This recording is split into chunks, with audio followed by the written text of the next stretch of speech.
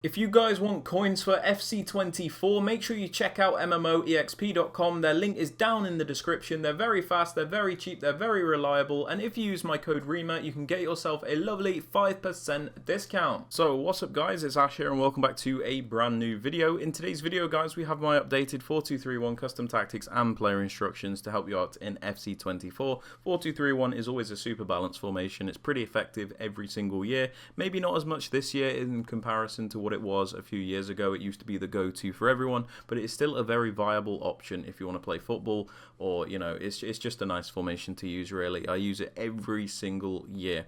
So just before we get into the video guys, I would very much appreciate it if you could drop it a thumbs up, so it does really help me out with the YouTube search algorithm. Also sub to the channel if you are new so you never miss out on any videos, and don't forget to turn on those notifications so you are notified when a video is posted.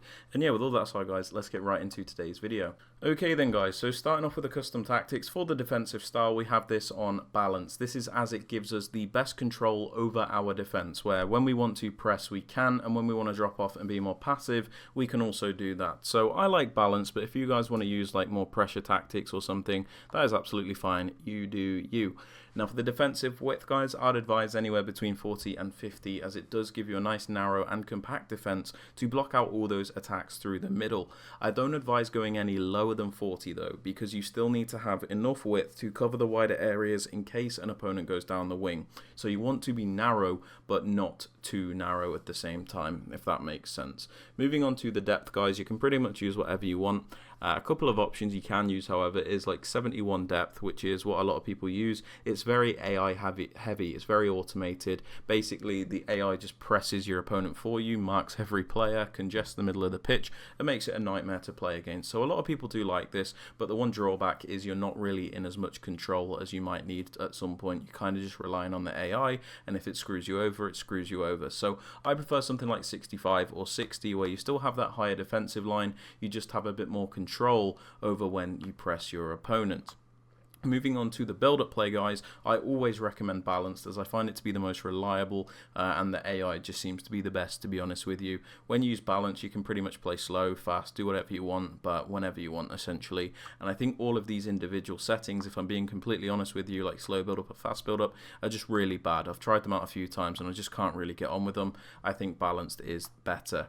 Now for the chance creation guys, I recommend direct passing, as it's the only way to consistently break through the park the bus defenses in this game. When you use direct passing guys, what happens is the attackers make runs, like it's very much like push forward, track back. So the attackers will make these runs where they push up against the defenders and then they'll track back to create space against those defenders, where you can then cut back or pass across to them. So it's very boring but very effective nonetheless.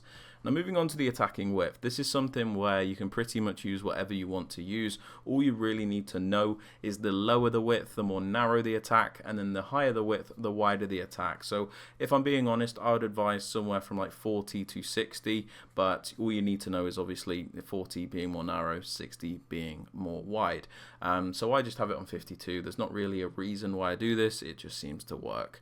For the players in the box guys, we have this on 6, so we can get a few players into that penalty area without over committing. And then for the corners and the free kicks, we have them both on 2, but you can do what you want with that. Now for the player instructions guys, on the striker, as always we pop them on stay central and get in behind. Stay central to keep them in that middle area primarily. We don't really want them drifting out wide, especially when it's just one striker. We need them to be relied upon, so we keep them in the middle. We also pop them on getting behind, so we can force the runs out of them. This is especially important if your opponent is using some pressure tactics, because if you have them on mixed attack when your opponent's using pressure tactics, they just don't really move at all. So you need getting behind just to force those runs out of them and ensure you're getting the most out of them.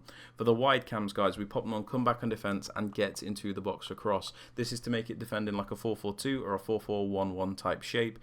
So basically these wide cams will come back to sit next to these two CDMs as right mids and left mids. The reason we do this is to fill in the gaps that you can see next to the CDMs in this formation, making it more difficult for our opponent to attack. So the reason we do this is to have good coverage of those narrow areas with the two CDMs and good coverage of the wider areas with the right mid and the left mid. So this is very effective. We also pop them on getting to the box across, so they don't hesitate in getting into the penalty area and helping us out. For the central cam guys, we just pop them on getting to the box across for a similar reason to the wide cams, where we do want them to get into the penalty area, but yeah, that's all we change for that. For the left CDM guys, the more defensive minded of the two CDM midfielders, we have him on cut passing lane, stay back while attacking, and cover centre. Obviously, if he's more defensive, we don't want him flying forward. Cut passing lane, so we'll always look to intercept those passes and break up the play, and then cover centre, so he'll primarily cover the middle area, as like I said, we have the wide cams coming back to cover the wings. For the right CDM guys, we use more of like a box-to-box style player, like a balanced player, somebody that will attack and defend. So on this player, we leave them on the default settings so that they can do a bit of everything. The only thing we change is cover center, so that they'll primarily cover the middle as opposed to the wing, since we don't really need them to do that.